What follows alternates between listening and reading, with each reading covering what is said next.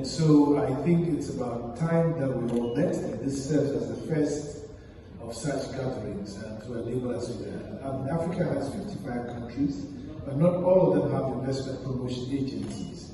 But all of us as countries and as a continent are looking at a new Africa where we are. So I'll once again take the opportunity to say warm Akwaba. The MC said that when we say Akwaba, you respond by saying, okay. So yes, David said warm Akwaba to Accra, Ghana. But we all stand aghast when we realize that its people are not wealthy. It means that we have not monetized and optimized our opportunities the way we should. And that is why it's important that we IPs come together and facilitate real development using these resources that we have that for the longest have benefited us but not ourselves.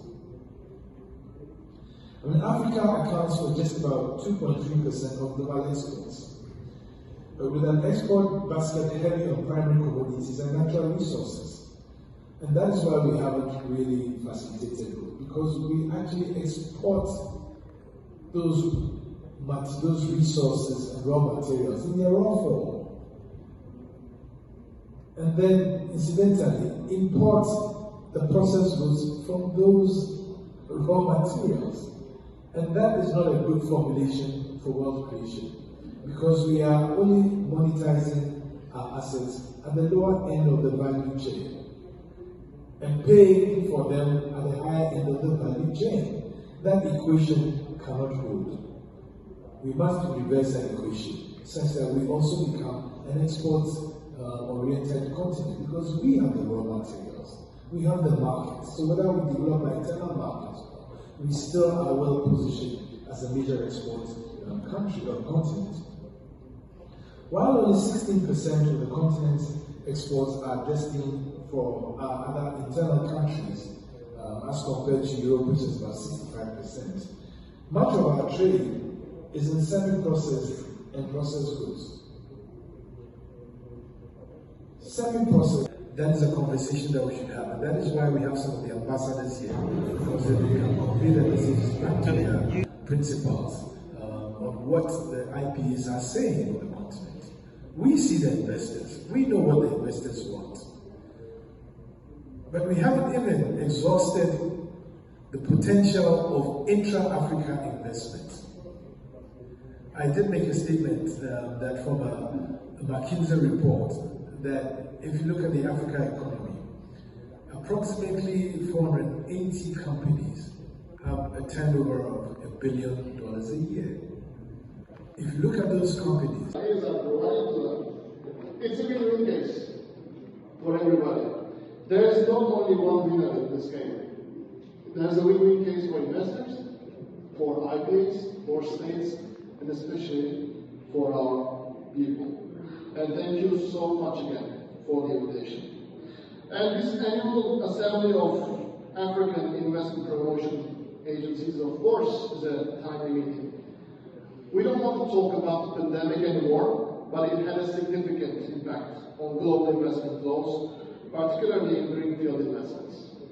Consequently, the vast majority of investment agencies around the world had to adopt their strategies, their plans, and sometimes they had to cancel their projects.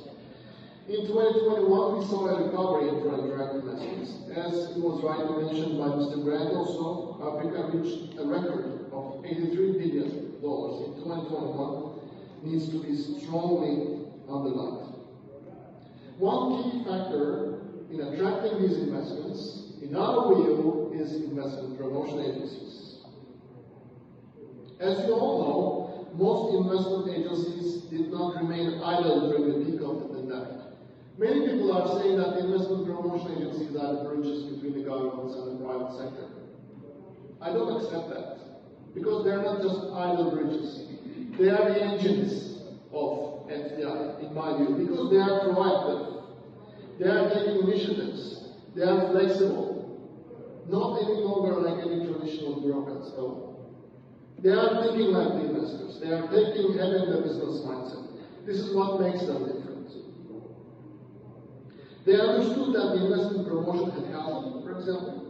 So they adapted and worked closely with their local business communities to facilitate operations and navigate those challenging months.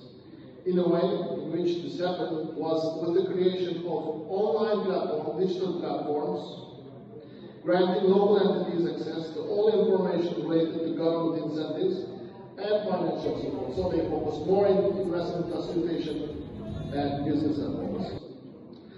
Now, thankfully, with the pandemic slowly moving backwards, we see IPAs continuing to be increasingly active and proactive players. So not only while we see these types of quality investments are becoming more sophisticated, investment promotion agencies are also becoming more sophisticated, and their services are also becoming more sophisticated to make sure that the investors are. Ideas is that indicated that there is probably going to be a protocol that will lead to the establishment of an independent body on investments for Africa who we can work with. So I believe that although we've just been here this morning for 2 hours, the wealth of what has come out is probably overwhelming, and we should carry it forward. So on that note, I declare the first annual Investment Promotion Agency gathering open.